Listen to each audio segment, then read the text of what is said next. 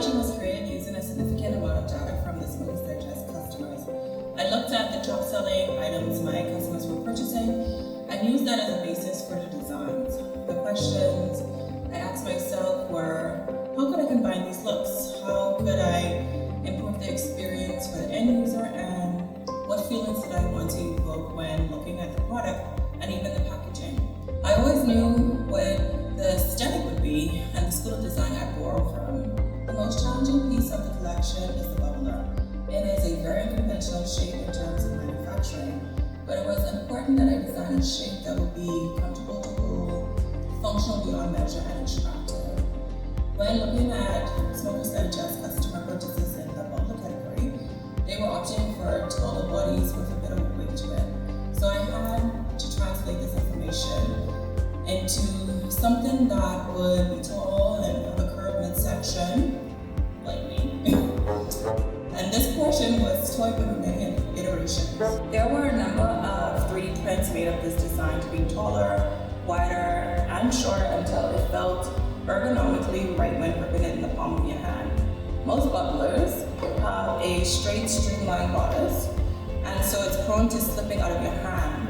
The mouthpieces are usually at a 45-degree angle to the bodice, meaning the fire from the lighter would be at eye level. And I wanted to avoid that altogether and create some distance between firing the bowl and your point of view so you enjoy the view. This is why the ALXS bubbler's mouthpiece are 90 degrees and boldly longer than usual. The bowl is also larger than usual. That was purely to improve the experience. Instead of having to refill your bowl every 3 to 5 totes, you could just sit back and enjoy up to 10 totes before refilling.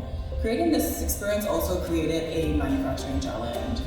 Because this is a ceramic production, the cast of the bowl with the downstem attachment had to be incredibly precise.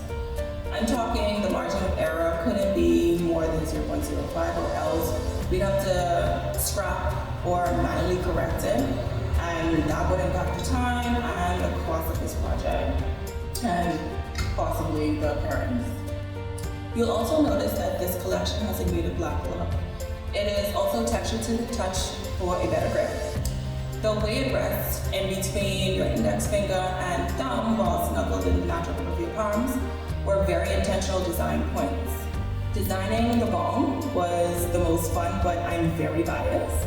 The bubbler's design had to double as the glue between the bong and the hand bite so that it could look cohesive. The bong's look is bold but not obnoxious. It is simple but sleek.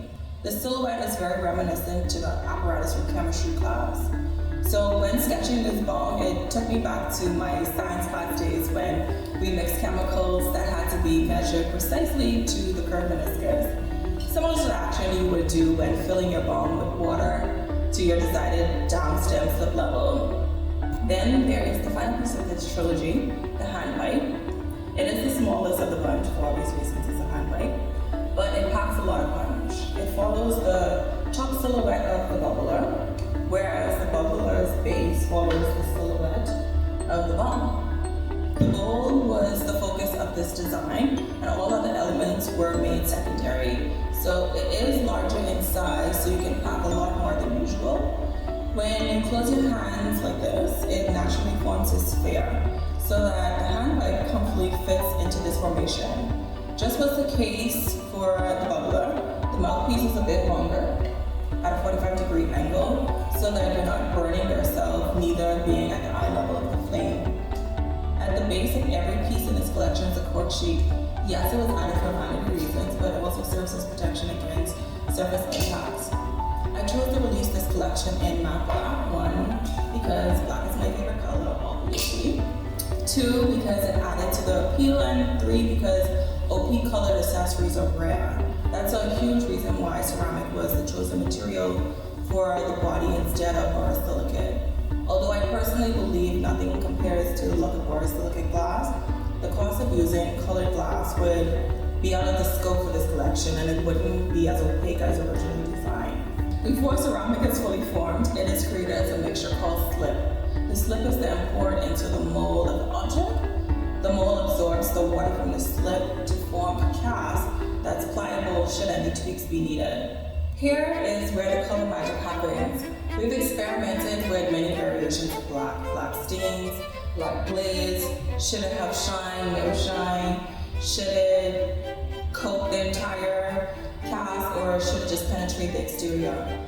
All of which would have different impacts on the visual of the pieces, and this is the final look. And in part 2 of this series, I'll dive more into the manufacturing and production of this bomb.